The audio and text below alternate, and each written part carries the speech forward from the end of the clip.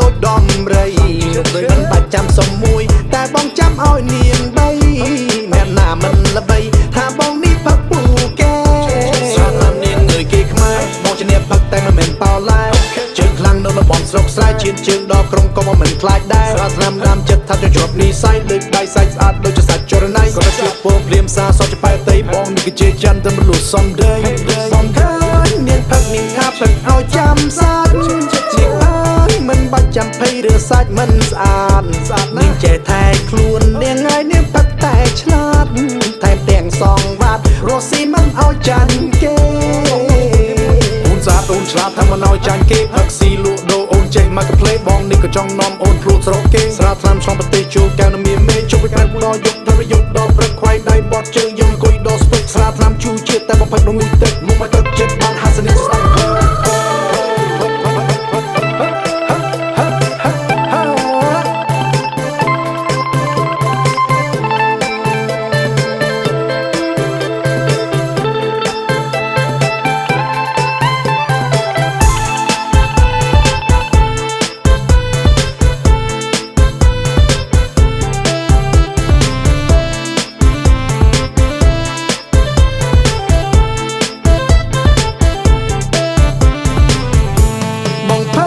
ស្រាថ្នាំនាងអើយផឹកឲ្យខ្លាំងខ្លា